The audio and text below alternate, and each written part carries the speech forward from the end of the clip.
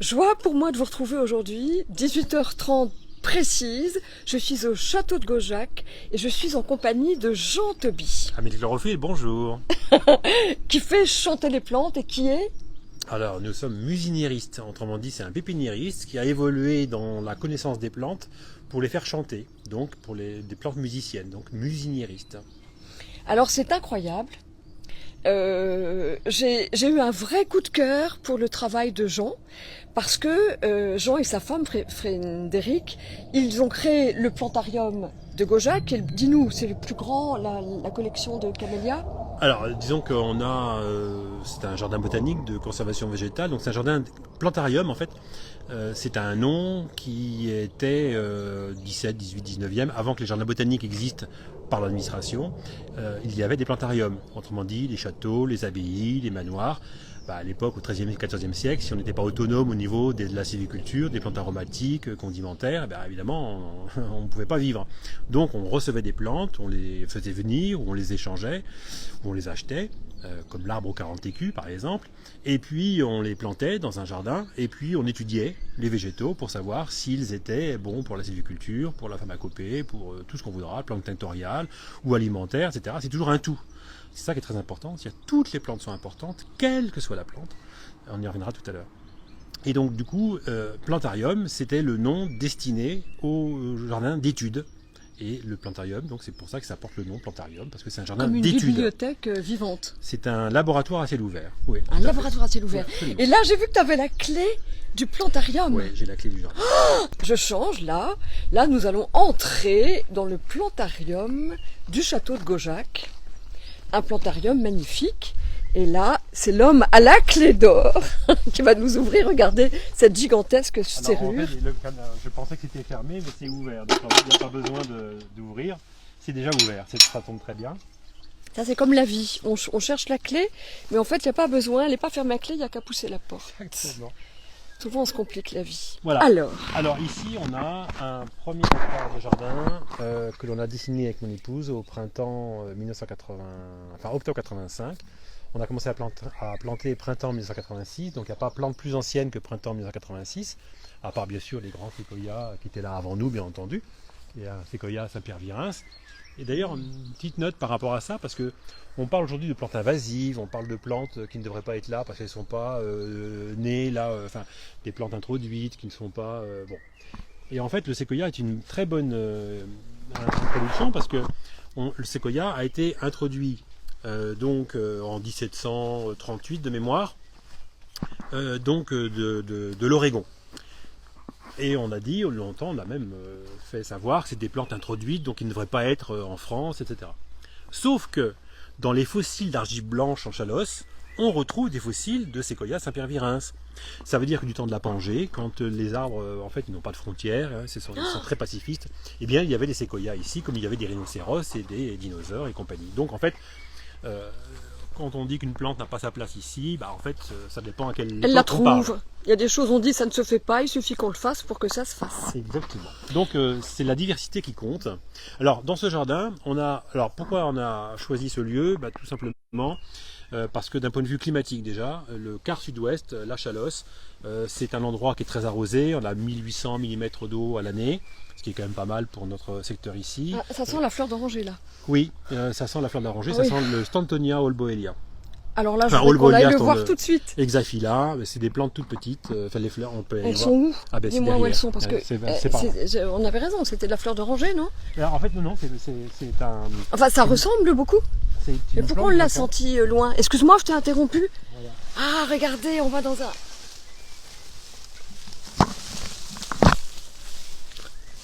Ah, ah. Mais il nous a appelés de si loin? Oui. C'est ça que tu as senti. Voilà. Oh, c'est une Stantonia merveille. hexaphila, qui est une plante finalement pas très courante, qu'on trouve heureusement dans quelques pépinières de collection, qui est assez difficile à multiplier, mais ça fait partie des plantes. Alors, c'est le rôle du plantarium, c'est-à-dire qu'on fait Voilà. c'est un jardin conservatoire. Ça veut dire qu'effectivement, on va conserver des végétaux qui ne sont pas forcément à la mode, mais qui méritent d'être entretenus Conservé. et conservés. Et donc, c'est le cas des Stantonia, c'est le cas des Pilostégia viveurs de Lides qui sont ici. c'est le cas. Alors là, c'est plus trop la floraison, on en verra tout à l'heure, des camélias, mais notamment des camélias Sasanka, etc. Enfin, on a à peu près ici, c'est la collection principale. Aussi. Oui, alors là, cette année, on a beaucoup taillé la glycine, parce qu'avec les glycines ici, comme je disais que le climat était intéressant, on a donc des grandes croissances de plantes. Donc, ce qui veut dire que les glycines, ici, on a en moyenne 8 mètres de croissance par an. Donc il faut quand même tailler, et même si on sait aujourd'hui, peut-être on le verra tout à l'heure, on ne devrait jamais tailler les végétaux, mais ça c'est une autre histoire. Mais globalement, on a sur cette pergola qui fait 89 mètres. Alors elle fait 89 mètres parce que en fait c'est une donc, des plus grandes pergolas de jardin qui existent. La particularité, c'est que dans le premier jardin botanique qui a été à Montpellier 1515, je crois, 1516 de mémoire, ou 1514, c'est donc les botanistes comme Magnol ou Candolle avaient défini que, comme c'était un jardin qui était pour les étudiants en pharmacopée, en médecine, eh bien, comme les jardins étaient étiquetés, alors avec des pierres numérotées à l'époque, eh bien, il s'est aperçu que les étudiants, au bout de 89 mètres, en fait, ils levaient le nez et puis il y avait une espèce de dispersion des idées. Donc tous les massifs du jardin botanique de Montpellier font 89 mètres et 5 mètres de large. Et donc on a repris, nous comme c'est un jardin d'études, on a repris la longueur et la largeur de ces massifs pour être dans cette un peu de normalité qui avait été définie à l'époque. Et c'est vrai que ça marche plutôt bien. Quand on étudie les végétaux avec des étudiants, etc., on s'aperçoit que c'est une bonne longueur pour poser des étiquettes, pour apprendre les plantes, pour faire des herbiers, etc. Alors sur ces petites pergolas, on a à peu près 55 formes de glycines différentes. C'est une des collections aussi assez importantes. C'est extraordinaire. Hein. De toutes formes, ça va du blanche au violet foncé, en passant par le blanc, des odorantes, des très très longues grappes. Celle-ci par exemple, c'est une macrobotrice, celle-ci quand elle va être tout à fait mûre, les grappes vont aller pratiquement jusqu'au sol. On passe comme ça en poussant les grappes pour aller à la prochaine étape. Voilà. Donc au niveau de la pluie, on a parlé. Alors le vent, super important, parce que le vent c'est très limitatif dans la croissance des végétaux. Une espèce qui est en voie de disparition également. Voilà. Donc, rhododendron macrocépalum. Macrocépalum, oui. Linearifolium. Incroyable. Alors, le 60%, alors nous on a fait des climatogrammes sur donc 30 ans, et donc on s'est aperçu que la moyenne des vents ici en Chalosse, dans ce secteur où nous sommes, la moyenne des vents sur 60% du temps de l'année, c'est 0 km/h. Okay. Et ce qui fait que c'est super important, parce que pour faire des végétaux, un jardin botanique, moins il y a de vent, plus c'est facile. Globalement, on est un peu feignant, et c'était ça. Après, on a aussi des hivers très doux. Alors, on peut avoir des gelées, bien entendu, mais ici, la moyenne sur 30 ans, la moyenne négative, c'est donc plus 0,1. Okay. Ce qui veut dire que, bon, voilà, on a les végétaux, il faut savoir que l'acclimatation des végétaux marche par moyenne et non pas par les extrêmes. Souvent on dit qu'une plante est résistante à moins 10 ou moins 5, c'est un peu plus compliqué que ça. Ça c'est une première approche. Ce qu'il faut dire, c'est que la plante fait la moyenne, et on a par exemple des Michelia yunanensis ici, qui d'un point de vue, si on regarde que le côté gris Excel du climatogramme, ne pourraient pas venir. Or, ils viennent très bien. Bon, parce que la moyenne... Il me semble que tu sois pas un gars qui regarde que les grilles Excel. Bien que tu sois un scientifique et que tu étudies avec beaucoup de rigueur certains phénomènes qui pourraient nous paraître un tout petit peu irrationnels, mais tu fais parler les plantes, tu arrives à retenir leur musique. Parle-nous un petit peu de ça. Alors en fait, effectivement, nous on a toujours travaillé aussi avec des scientifiques et on a toujours voulu essayer de comprendre d'une manière très cartésienne ce qui se passe. Alors une petite histoire très simple. Alors déjà, quand j'étais petit déjà, je me disais qu'un jour je parlerais aux plantes. Mais c'était l'histoire comme un enfant qui pense à quelque chose comme ça. Et il se trouve que on n'en est pas si loin aujourd'hui. Donc c'est ça qui est intéressant. Alors tu sais, j'ai toujours parlé aux plantes. Quand mes premiers potagers, je demandais aux fraises où elles voulaient être plantées. La première réponse qui me venait à l'esprit, j'imaginais que j'ai jamais douté que ce soit la fraise qui me les donnait. Et quand je plantais, etc. Mais j'avais jamais verbalisé, j'avais jamais dit que je parlais avec les plantes. J'en avais jamais parlé à personne, donc je l'avais jamais verbalisé. Mais en fait, j'ai l'impression que c'est pour moi la parole et l'accès, la communication la plus facile. Oui, alors en plus qu'avec les animaux. Alors il y a une étude qui a été faite par notamment Hervé Le Boulaire, qui était dans l'équipe, à Montpellier, encore une fois, où deux serres différentes, dans une serre où on cultive des légumes, dans la deuxième également. La première serre, on va parler que gentiment aux plantes, et dans la deuxième serre, on va parler méchamment aux plantes. Et la première serre, il y a 20% de tomates en plus, et tout est très beau, magnifique. Et dans la deuxième serre, les poivrons sont morts, il y a 30% de moins de... Enfin voilà, c'est la catastrophe. Et donc ça veut dire que les plantes sont d'abord branchées sur nos propres ondes cérébrales. Ça c'est super intéressant. C'est ce qu'on appelle dans un langage scientifique l'effet miroir d'onde d'échelle. Voilà. Donc ça marche très bien, oui, c'est validé aujourd'hui. miroir. Et donc ce qui fait que quand on parle à ces plantes, eh bien effectivement les plantes ressentent effectivement ce que l'on est et elles poussent mieux. Alors pourquoi elles poussent mieux? Parce qu'elles sont sur le même type de vibration. Et ça c'est des travaux. Alors c'est un peu pour faire simple. Ça part sur le principe de Louis de Broglie, qui a eu un prix Nobel quand même en 1927, pour avoir défini quoi? C'est qu'à chaque masse correspond une fréquence. Ce qui veut dire que là, nous sommes dans on a des ondes de matière. Donc la pergola qui est en bois derrière moi, là, au-dessus de nous, bon bah c'est du bois. Tout le monde sait ce que c'est que du bois. Mais c'est une onde de matière. Cette même matière, on pourrait la transformer en onde de lumière, voilà, ou en onde de sonore. Et on peut passer de l'un à l'autre. Si on avait la tactique pour le faire, on pourrait le faire. Donc tout l'univers fonctionne comme ça. Et donc ça, c'est quand même 1927. Donc à un moment donné, il faut peut-être se réveiller. Et ça marche comme ça. Donc Joël Sternheimer, qui était l'élève de Louis de Broglie en physique, il s'est dit, puisqu'on connaît la masse des acides aminés, eh bien, donc on connaît la fréquence. Donc ce qui voudrait dire que la suite d'acides aminés qui est donc la suite qui fonde la chaîne protéique avec une action bien particulière, c'est aussi une suite de notes, donc une musique. Donc les chaînes protéiques sont des musiques.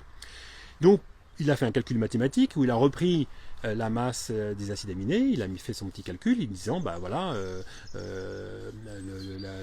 la glycine c'est un sol, etc. pour les 25 à 6 amines de base. Et donc on arrive il a déterminé par exemple la TS14 qui est la protéine tomato anti-sécheresse découverte par un chercheur espagnol, et bien c'était une suite de notes. Et donc cette suite de notes c'était du genre bam tim palam bam. Si on recopie donc ce son mathématiquement, c'est un calcul mathématique, au niveau de l'oreille on n'entend rien, hein. Quand on colle l'oreille à une plante on n'entend rien. Les plantes elles sont bien sonores. À chaque fois qu'un acide aminé passe au niveau du ribosome pour constituer la chaîne protéique, il y a une ondulation, donc une fréquence, donc un son nous on n'entend pas, c'est 10 puissance 23 Hz, une onde de matière de 10 puissance 23 Hz. Mais qu'on peut calculer mathématiquement et reproduire. C'est ce qui est fait par les génodiciens, c'est le nouveau nom, ça s'appelle la génodique, c'est-à-dire la génétique avec la mélodique de quelque chose. Et donc ce qui fait qu'on a dans ce calcul-là, quand on diffuse dans une gamme audible pour nous, parce qu'on fait partie des espèces sourdes, c'est-à-dire que nous on entend moins qu'un ver de terre ou un chat on pourrait le deviner, mais enfin qu'une souris ou un ver de terre, une mouche, ça nous fait pas très plaisir. Mais nous, en dessous 20 Hz, on n'entend rien. Au-dessus 20 000 Hz, on n'entend rien du tout. Or, la majorité des sons de l'univers sont en dessous cette gamme de fréquences et au-dessus de cette gamme de fréquences. Donc là, évidemment, ça nous remet à notre place. Ça calme. Donc, tout est sonore. Voilà. Il y a même des plantes qui sont pollinisées uniquement par vibration, par exemple. Enfin, on dira peut-être tout à l'heure. Donc Joël Sternheimer a pu définir qu'une chaîne protéique c'est une suite de sons. Quand il reproduit mathématiquement cette suite de sons et qu'il a une phrase musicale qu'il va donner dans son champ de tomates par haut-parleur, dans une gamme audible pour nous, les tomates s'entendant elles-mêmes, dans une gamme donc 72 octaves de plus bas, elles vont assimiler tellement de chaînes protéiques en plus qu'il va y avoir jusqu'à 20 fois plus de rendement. 20 fois. Et donc tout est comme ça et tout le monde fonctionne comme ça. Jean-Pierre Lavagne, qui a été un chercheur au CNRS pendant longtemps, qui maintenant travaille en association indépendante, a pu démontrer que lorsque les baleines arrivent sur les côtes californiennes à l'automne pour manger le phytoplancton qui se forme là, eh bien le premier jour, elles ne vont pas manger, elles vont juste faire des sons, émettre des sons, donc des baleines déjà qu'on a du mal nous à entendre, dans une gamme de fréquences déjà qu'on a du mal à capter, il faut des appareils pour capter le maximum de sons. Et le phytoplancton recevant en fait ces mélodies, eh bien ce sont ce qu'on appelle les protéodies, c'est-à-dire des mélodies qui fabriquent des protéines. Et bien 3 jours après, les baleines, elles reviennent. Et là, seules les mamans qui allaitent leurs baleineaux peuvent manger ce phytoplancton qui est 20 fois plus protéiné. Voilà. Donc la nature fonctionne comme ça, tout fonctionne par vibration. Alors, nous, du coup, on a travaillé avec d'autres chercheurs et on travaille sur la phytoneurologie. phytoneurologie, c'est quoi? Ça veut dire que certaines cellules végétales au niveau des racines se comportent comme des neurones. La plante, elle n'a pas de neurones, elle n'a pas de synapses, encore moins de cerveau, mais un système équivalent. Et donc, dans le monde occidental, ça décale, tant pis, il va falloir s'y adapter, s'y faire. Ça fonctionne comme ça. Les plantes, elles sont là. Si on captait les plantes qui étaient autour de nous ici, elles sauraient très bien que nous sommes. Alors moi, elles ont l'habitude de me voir. Voilà, Marie-Sophie, c'est la première fois qu'elle vient ici, mais déjà, là depuis hier, donc automatiquement, on pourrait voir tout ça à l'écran, notre déplacement, où on va, d'où on vient. Les plantes savent tout ça. Mais elles savent aussi les virus, les microbes, la lymphe phréatique est en dessous, l'emplacement de Vénus, Mercure et compagnie. C'est absolument incroyable. Les plantes, d'ailleurs, un jour, si on vous traite de légumes, de pauvres pommes, de bananes, etc., c'est un compliment. C'est un compliment parce qu'il n'y a pas plus connecté qu'un végétal. Donc tout va s'inverser et l'avenir de l'humanité passe par le végétal. Toutes les dernières découvertes scientifiques aujourd'hui sont liées au règne végétal. Et alors justement, moi j'ai l'impression, Jean, que le monde végétal serait celui qui a le moins d'ego. Je connais pas beaucoup le monde minéral, mais il me semble que le monde animal, quand les animaux ont choisi de ne plus être sauvages, ils sont quand même dans le rapport de force. Les plantes ne sont pas dans le rapport de force. Dis-moi ce que tu ressens, toi qui vis avec elles. Alors c'est une grande découverte aussi, et puis on n'est pas tout seul à le dire, le botaniste Francis Allais, je vous invite à aller voir ses conférences, Ernst Zürcher, qui est un botaniste suisse également, voilà, tous ces gens-là, écoutez-les, allez voir leurs conférences, voilà, c'est très intéressant. Les plantes, elles sont coloniaires, elles sont absolument pas individuelles, et nous on va plus loin, on dit que tout ce qui est dans la nature est positif, il n'y a jamais rien de négatif. Et par exemple, on dit les lierres, oui, grimpent dans les arbres, et donc ils étouffent l'arbre. Et ça, c'est de l'anthropomorphisme. Quand, on va y revenir, dans les années 60-70, il y a des bouquins qui ont dit les eucalyptus et les mimosas sont des plantes qui sont guerrières parce que la décomposition naturelle de ces feuilles-là, au pied, est un désherbant pour toutes les plantes qui ne font pas partie de la même famille. Et donc, c'est des plantes qui veulent leur espace pour elles, font la guerre aux autres, etc. On fait là encore de l'anthropomorphisme. Et à l'époque, on prête des sentiments qui ne sont pas les bons. Non, parce qu'on n'est pas dans le même espace-temps que le végétal. Vous avez compris que nous, évidemment, dépasser 100 ans, ça peut être compliqué pour beaucoup. Alors, sauf nous 125, c'est pas 125 oui, nous. Oui. Mais bon, on verra bien. Mais plus parce sérieusement. Qu'on mange cru. Parce qu'on mange cru, oui, absolument. Ouais. Et tout ça pour dire quoi? C'est que, du coup, j'ai perdu mon fil, en disant que... nous, on est 100 ans, alors qu'une fougère, voilà. C'est combien de millions d'années? Alors, le règne végétal, rien n'est négatif. Alors, pour en venir au mimosa, par exemple, eh bien, en fait... À l'échelle humaine, on va dire qu'effectivement, il va faire une décomposition chimique qui empêche toutes les plantes de venir autres que la même famille que les mimosas à son pied. Or, dans l'espace qui est à la plante, un espace-temps qui n'a rien à voir avec le nôtre, et bien notamment et dans le pays d'origine, il faut se repasser au pays d'origine, donc en Australie, dans les montagnes bleues entre autres, et bien les mimosas vont se regrouper par ce phénomène naturel de désherbant sélectif qui n'est pas un désherbant, c'est une sélection naturelle. Et respectueuse, qui va faire quoi? Ce qui est que les plantes vont se regrouper ensemble. Et pourquoi elles vont se regrouper ensemble? Toutes les personnes qui se sont retrouvées au pied de la mimosa à l'été quand il fait très chaud sentent une molécule très spéciale, une odeur très spéciale. C'est une molécule très légère qui va en fait dans le pays d'origine monter dans la haute atmosphère et condenser l'eau de la haute atmosphère. Pour appeler la pluie. Et oui. Oh la vache. Ça veut dire quoi? Que ces plantes-là vont se récupérer ensemble, et les eucalyptus font pareil de leur côté, de façon à pouvoir organiser les pluies pour tout le monde. Donc c'est très généreux. Et nous, avec notre anthropomorphisme déplacé, nous avons interprété en prêtant des raisons complètement farfelues. Tout à fait. Et on fait beaucoup de choses comme ça, parce qu'on est toujours dans l'échelle humaine qui est très très courte. Et limitée. Et limité, et puis c'est pas grave, le tout c'est de le savoir. Et puis très dans l'ego aussi, donc on voit les choses à notre échelle, à notre très petite échelle. Très dans l'ego, c'est-à-dire que les plantes elles sont coloniaires et pas individuelles, ça c'est super important. Alors attends, c'est pour ça aussi que quand j'ai fait, parce que je voudrais parler de ton appareil à écouter la musique des plantes que tout le monde peut acheter. Oui. La première fois que je t'ai rencontré sur internet, j'ai voulu acheter cet appareil, j'ai vu que tu faisais des formations, je me suis connectée tout de suite, je me suis arrêtée sur l'autoroute pour me connecter à tes formations et j'avais 1 heure de route pour écouter. Si vous voulez vous renseigner, je mettrai le lien. C'est très important, c'est pas une question d'être professionnel ou pas, c'est juste une question de s'ouvrir à un monde qui pourrait être quasi magique ou merveilleux, d'une grande intensité, auquel Jean, et vous avez vu qu'il cite toujours beaucoup de ses collègues et de ses confrères scientifiques, qui réunit aussi une cohorte de de ce scientifique qui nous parle du langage des plantes et de ce monde dans une vision extrêmement élargie, enrichie et extraordinaire. Et là, quand j'ai écouté la musique des plantes, j'ai fait plein d'expériences à Tenerife. Je n'ai rien publié parce que je voulais rencontrer Jean avant, vous le présenter et puis après montrer le résultat des expériences que j'ai faites à Tenerife. J'ai pris une carotte, la musique d'une carotte, et puis j'ai branché donc sur une carotte et sur son feuillage. C'est comme ça qu'on va prendre le différentiel et interpréter la musique. Et là, j'ai mis sur la feuille d'une autre carotte pour voir si tout était unifié. Elle l'était, et toi, tu m'as expliqué pourquoi. Alors pour mettre un peu... pour essayer de faire simple, parce qu'en fait, on peut mélanger il y a 3 choses essentielles aujourd'hui. Il y a ce qu'on appelle la chronobiologie, ça c'est les travaux de Ernst Zürcher, qui va analyser l'activité électrique à l'intérieur d'un tronc. Et donc, il y a l'activité électrique interne, c'est là, en fait, nous, dans les études horticoles, on apprend que c'est le bois à l'intérieur, il est un peu mort, ça sert un peu de structure pour le reste, on ne sait pas trop quoi ça sert. En fait, c'est là où il y a le plus d'activité électrique, c'est jusqu'à 60-70 millivolts. Et c'est la mémoire de l'arbre.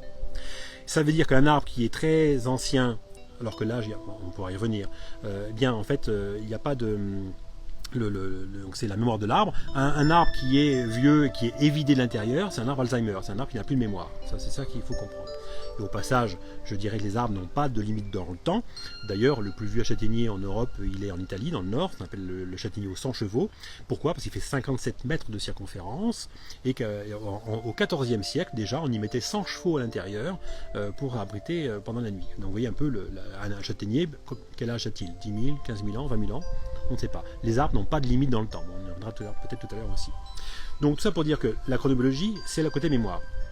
Après, il y a la génodique dont j'ai commencé à parler en disant les plantes font bien des sons, sont bien sonores au niveau des acides aminés qui ont une gamme de fréquences quand elles constituent la chaîne protéique qui est sonore, qu'on n'entend pas, que c'est un calcul mathématique pour l'avoir.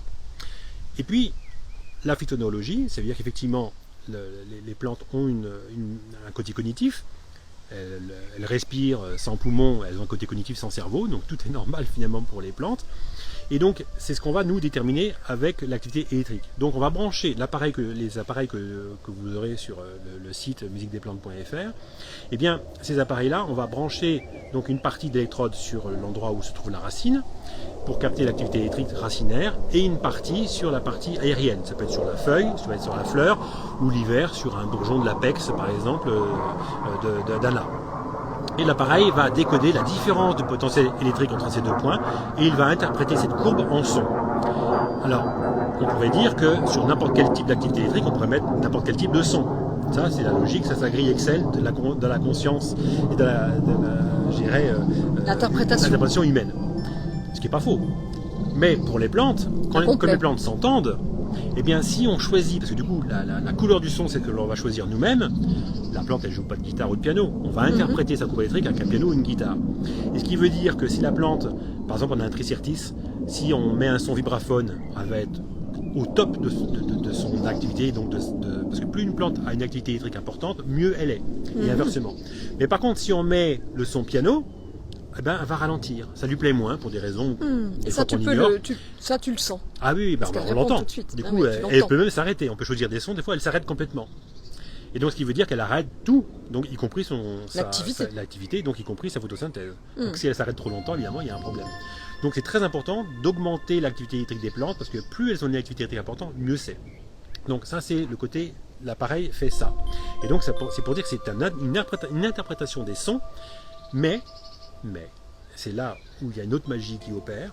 On a pu démontrer avec les équipes de génodiciens que quand on est seul devant la plante et qu'on branche la plante va adapter, modifier son activité électrique pour choisir les sons à travers un ordinateur, un piano, qui vont correspondre à quoi ? Eh bien, correspondre à la suite d'acides aminés qui vont constituer la chaîne protéique dont vous avez besoin. Ah, je vous la refais là ?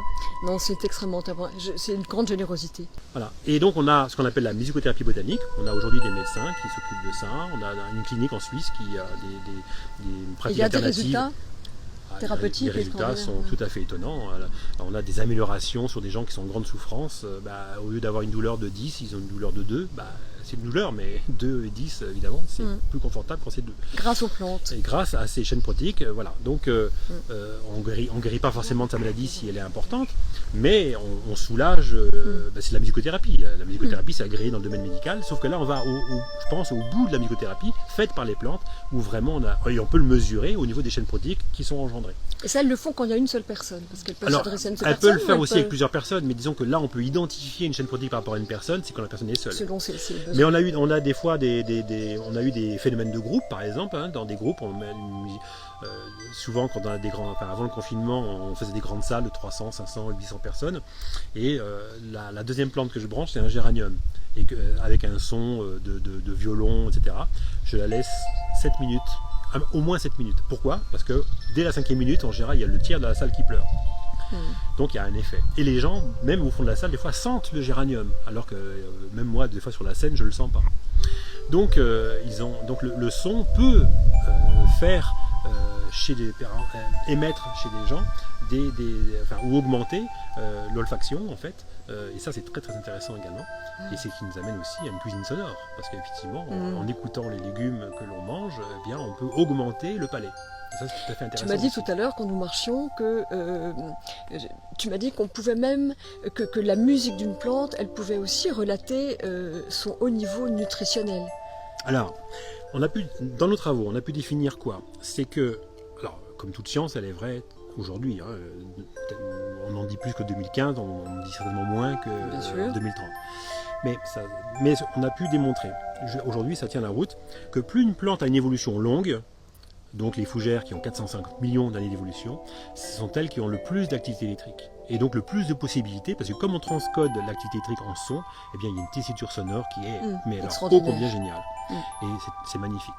Et donc, à l'inverse, c'est pas l'inverse, les chênes qui n'ont que, entre guillemets, 200 millions d'années d'évolution, eh bien elles ont globalement moitié moins d'activité électrique, qui reste une très belle activité électrique. Et les graminées, qui sont les dernières évolutions du règne végétal, 80 millions d'années d'évolution, eh bien elles ont très peu d'activité électrique. Et notamment, elles n'ont pas du tout les mêmes fonctions. C'est-à-dire que les graminées ne sont pas connectées comme les fougères aux champignons, aux virus, aux bactéries, aux insectes, à tout ce qui bouge autour. Elles ne le font pas d'ailleurs. Pour être pollinisées, les graminées sont obligées de passer par le vent. Donc c'est aléatoire. S'il n'y a pas de vent, elles ne peuvent pas être pollinisées, et puis il n'y a pas de graines, et puis elles ne peuvent pas disséminer. Alors que tu as parlé tout à l'heure, je te dis qu'on y reviendrait, mais je sais qu'on ne reviendra pas parce qu'on a déjà passé le temps du live. C'est trop intéressant d'écouter. On va en faire plusieurs, on va faire une collection de live. Tu as dit qu'il y avait des vibrations que les plantes qui se pollinisaient, des plantes qui se pollinisaient automatiquement par vibration. Oui, les pieds de tomates par exemple, quand le bourdon est trop gros pour prendre directement ce qu'il faut pour la fleur, eh bien c'est la vibration des élytres du bourdon, des ailes du bourdon si on veut, qui vont créer une vibration spéciale, et quand la fleur se retrouve en face de cette vibration-là, hop, elle éjecte près du bourdon le pollen dont il a besoin. Et du coup, elle est pollinisée avec.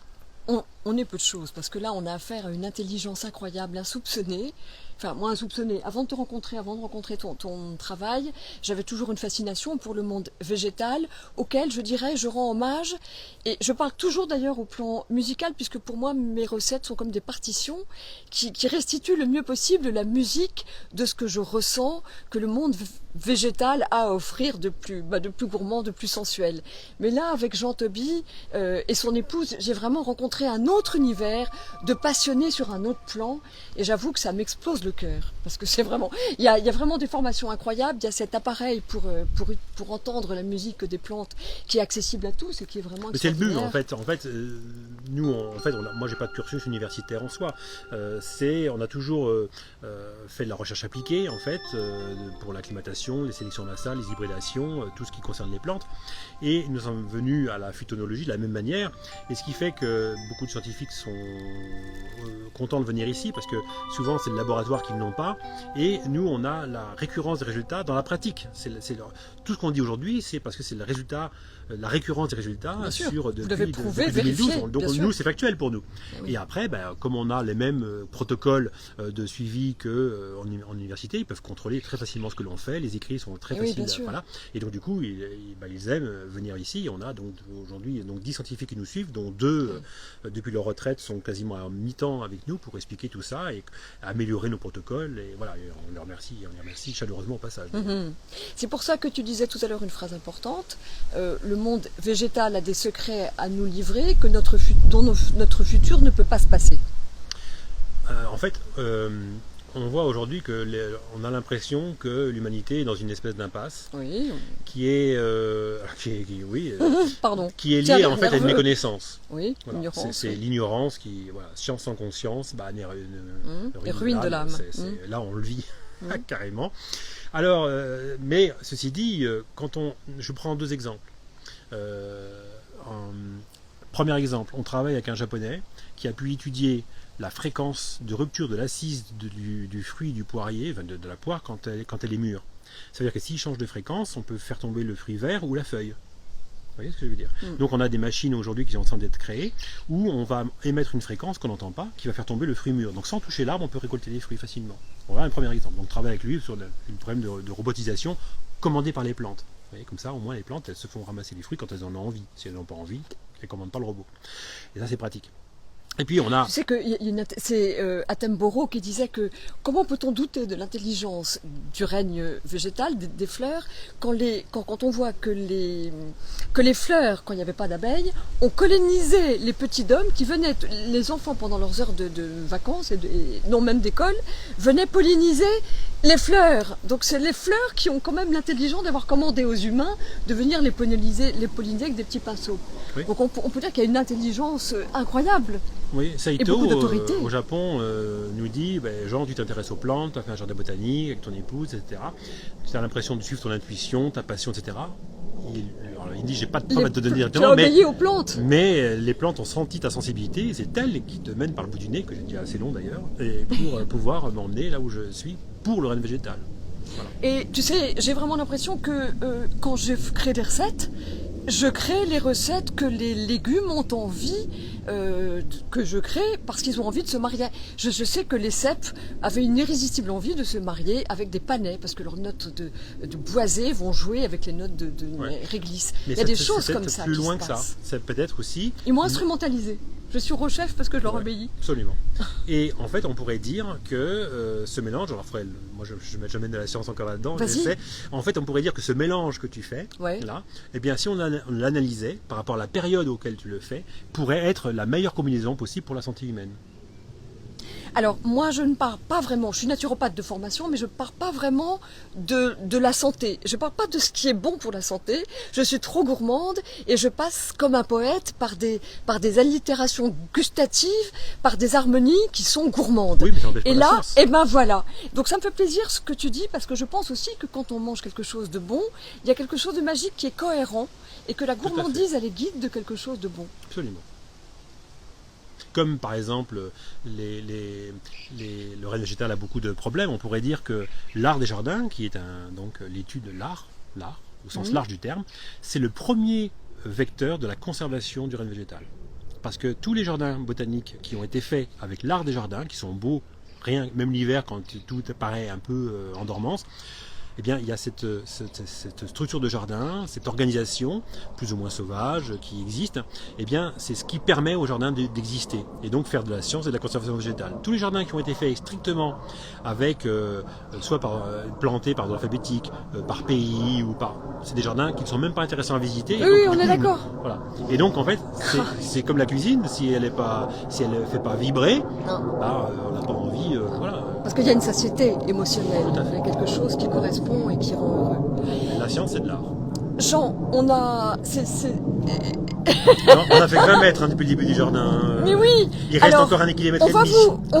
On va vous quitter, mais je vais me permettre de garder, de prendre un petit peu de temps à Jean pour pouvoir l'interviewer encore. Et bien sûr, je ne garderai pas ça pour moi toute seule. Je ne serai pas égoïste. À l'image des plantes, je serai partageuse et je vous le... Est-ce que je peux rajouter un message pour les plus jeunes? Vas-y. Voilà. Parce qu'en fait, souvent, on reçoit des jeunes en formation, etc.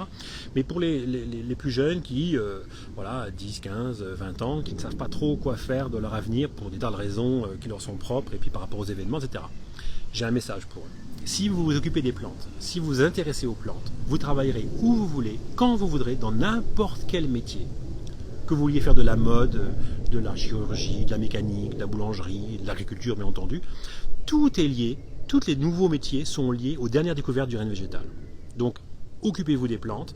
Il n'y a pas de formation forcément en direct comme ça, mais c'est pas grave. En amateur, regardez. Il y a ta formation quand même. Oui, il y a la formation bien sûr. de gens qui est très intéressante. Il n'y a pas de formation académique encore. Non. Ça va venir. Mais occupez-vous des plantes. Connaissez les plantes, les familles, à reconnaître les plantes. Comment les cultiver, même déjà en tant qu'amateur. Eh bien, plus vous cultiverez, plus vous comprendrez le monde végétal, et plus vous aurez un métier dédié, lié à ces dernières découvertes. Et si vous connaissez les plantes, vous pourrez être mécanicien, parce que les mécaniciens du futur, s'ils ne connaissent pas les plantes, ils ne pourront pas être mécaniciens. Pareil pour les avocats, pareil pour les boulangers. J'adore. Voilà. Ça me parle à fond. Et puis, je pense qu'il y a aussi une sensibilité qu'on développe auprès des plantes qui nous enracine. Et au lieu de penser que les gens qui ne mangent que des plantes sont perchés ou que les véganes, etc., la sensibilité avec les plantes et le rapprochement avec les plantes nous confèrent un enracinement et une intuition et une sensibilité qui sont aussi très utiles, je dirais, pour naviguer dans ce monde ou qui engendre un peu une perte de repères, on va dire, et avec un futur un peu instable. Et j'aime beaucoup, Jean, que tu dises qu'effectivement, se rapprocher des plantes, c'est en même temps pour trouver un métier, puisque notre futur dépend de cette relation-là, et puis en même temps, se recentrer par rapport à notre planète, qui est une planète de terre, d'eau, de vent et de chlorophylle, et de respiration et d'oxygène. Est-ce que je peux rajouter Vas-y, tu peux tout rajouter. Vas-y. Je rajoute. Parce que souvent, quand on parle comme ça, au niveau des conférences, des gens me disent, maintenant, vous qui êtes vegan et végétarien, vous allez manger quoi maintenant que vous dites que les plantes ont une conscience, qu'elles sont, etc. Des plantes, justement. Et pourquoi? Parce qu'elles sont coloniales, elles sont absolument pas individuelles. Et il y a une expérience qui était super intéressante à faire. Quand vous branchez dans un champ de carottes, les fans de carottes, et vous écoutez vos carottes.